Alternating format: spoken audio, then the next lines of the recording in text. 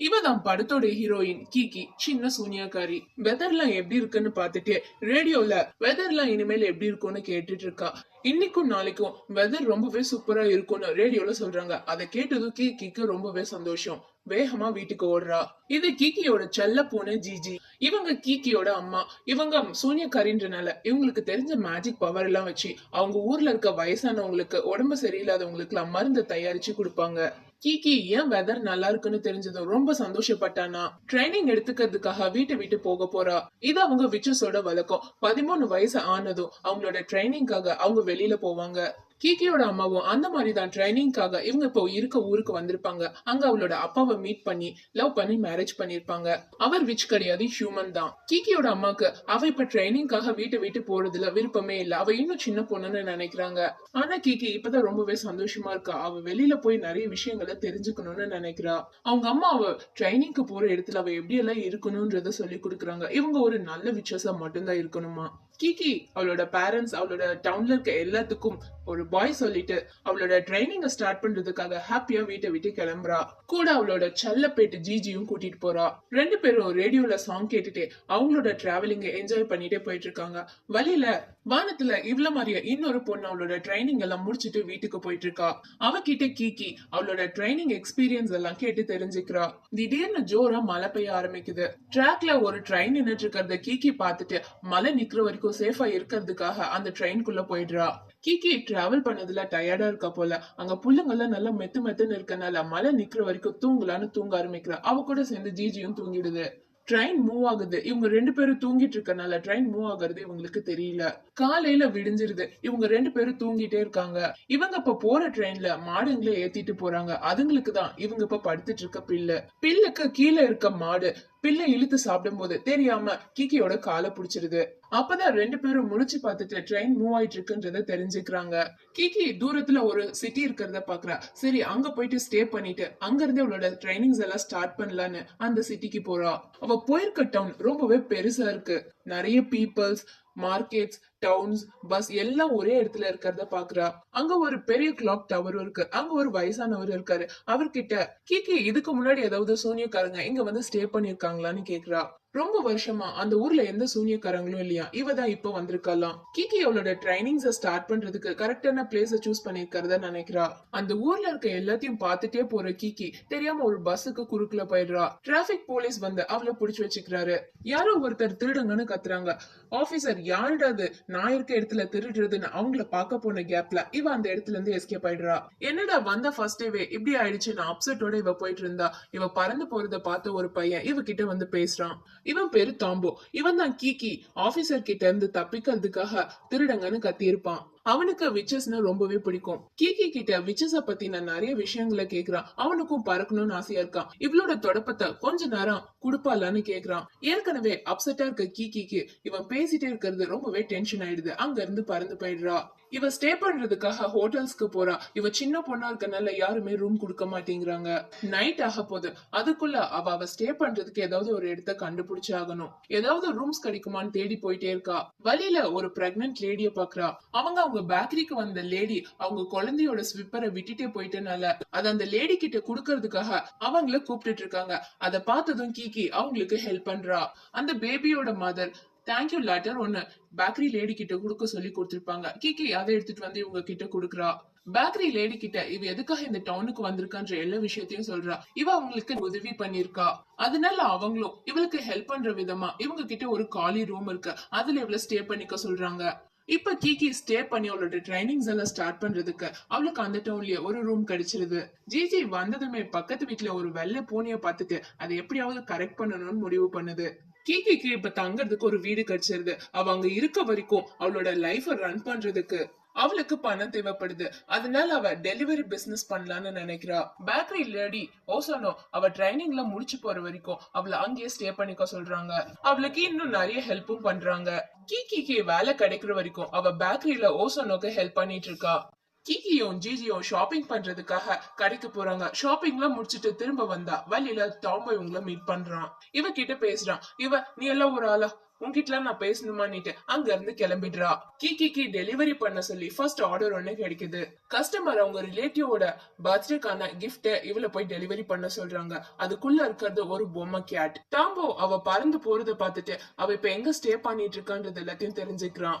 கீக்கிக்கு அவளோட ஜாப்ல இது அவளோட ஃபர்ஸ்ட் டெலிவரி. கீழே போனா எங்கேயாச்சும் போலீஸ் கிட்ட மாட்டி போனிட்டு ரொம்பவே ஹைட்ல பறந்து போறா. அந்த சிட்டி அவளுக்கு புதுசுன்றனால மேப்பை யூஸ் பண்ணி அவளும் ஜிஜியும் பறந்து போயிட்டு இருக்காங்க. வாத்தங்க பறந்து வரத பார்த்துட்டு அதுங்க கூட சேர்ந்து பறந்துட்டு இருக்கா. வேகமா காத்தடிக்குது.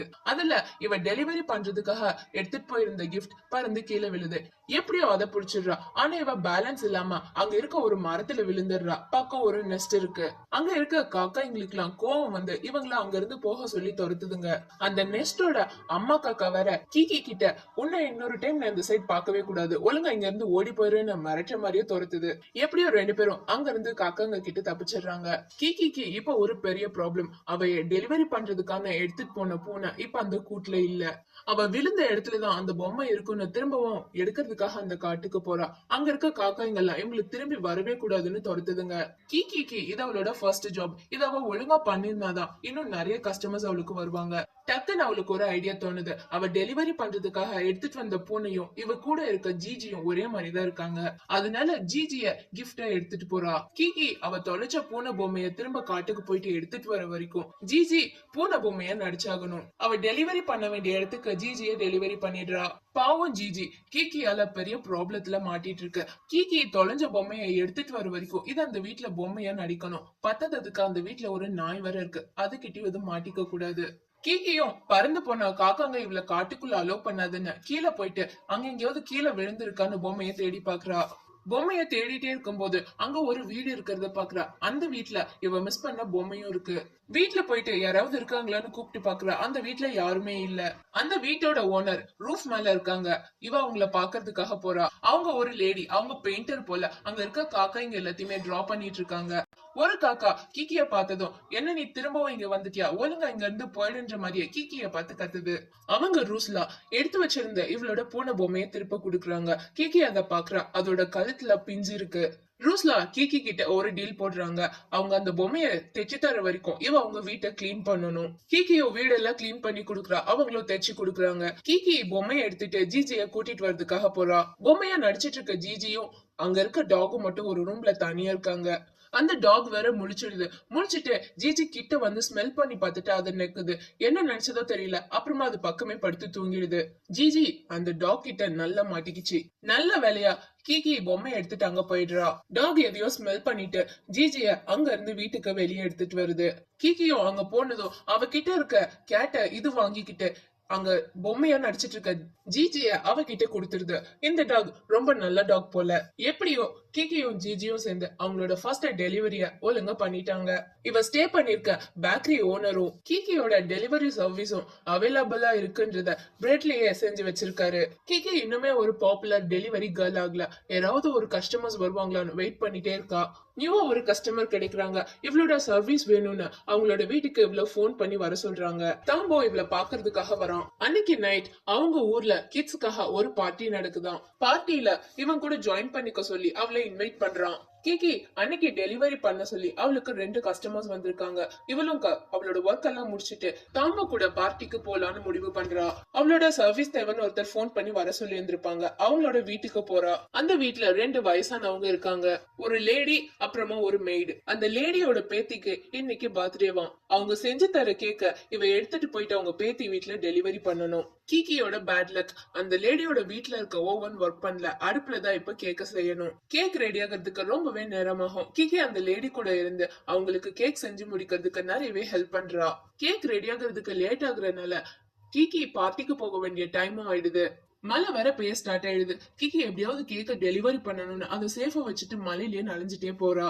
டாம்போ அவளை பார்ட்டிக்கு கூட்டிட்டு போறதுக்காக அவ பேக்கரிக்கு வெளியே வந்து அவளுக்காக வெயிட் பண்ணிட்டு இருக்கான். கிக்கி கஷ்டப்பட்டு கேக்குக்கு ஒன்னும் ஆகாம டெலிவரி பண்ண வேண்டிய வீட்டுக்கு கேக்க எடுத்துட்டு போனான். வயசான லேடியோட பேத்தி யார் இந்த பாட்டியை கேக்கெல்லாம் செஞ்சு கொடுக்க சொன்னாங்கன்னு சொல்றா. கிக்கி அப்செட் ஆயிடுறா. அந்த கேக்க ரெடி பண்றதுக்காக அவங்க எல்லாரும் ரொம்பவே கஷ்டப்பட்டிருப்பாங்க. அந்த கேக்னாலதான் இவளால இப்ப பார்ட்டிக்கு போக முடியல.